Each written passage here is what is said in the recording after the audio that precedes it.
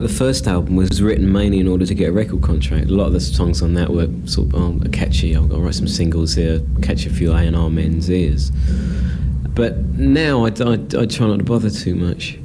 Obviously, if an idea comes into my head and it's obviously a single, I'm not going to go out of my way to prevent it, to do something stupid on it so it can't be a single. But I don't sort of go about it in any kind of premeditated way. I think, well, I've got to have a single. I can't write like that. I've tried. I've only ever done it once successfully, and that was the Riddle, which I actually wrote because I wanted to write a hit single. So how do you actually get the inspiration to write a song? Wish I knew.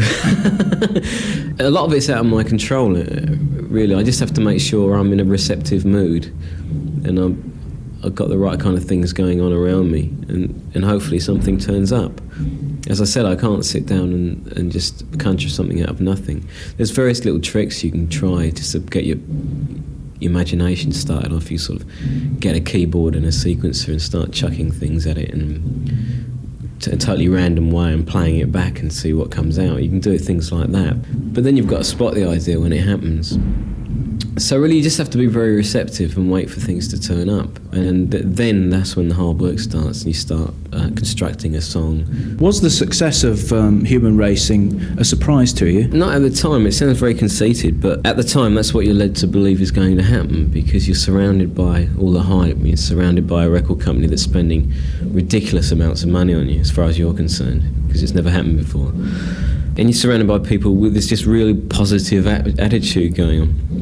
And you think, well, I'm going to make it. There's absolutely no way this record isn't going to be a really big record. And as it turned out, it was. But when you look back and realise that the same thing happens to everybody and only about 0.01% actually get anywhere near it, then you realise how lucky you were. But at the time, it wasn't a surprise because that was what everybody seemed or pretended to expect. How much choice do you have in the bands that you play with, the people that play with you both on the tour and on the albums? You've had the pleasure of working with some tremendous session men like Charlie Morgan, the excellent drummer.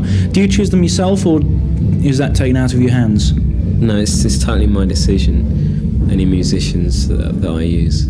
So it couldn't be any other way really, because I write all this stuff, I arrange all this stuff.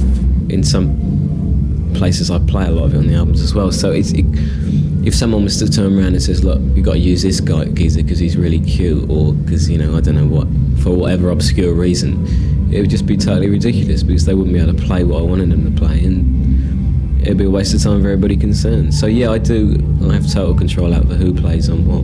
How do you choose everybody then?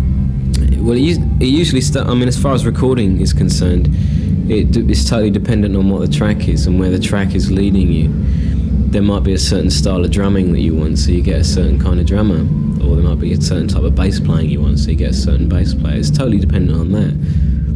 Whatever's best for the track, really. And it's always people that you fancied working with over the period of years, and the only thing you can do is phone them up and see whether they say yes or no. The one question I particularly wanted to ask you is where you got the inspiration for Don Quixote from? The song itself, usually, as most of my songs, just started off as a tune. Da da da da. That was it, And the first stage, you give it a sort of a working title, just to make the sort of the tune flow and stuff. And the working title was Gorgonzola because it fitted phonetically. It fitted the tune.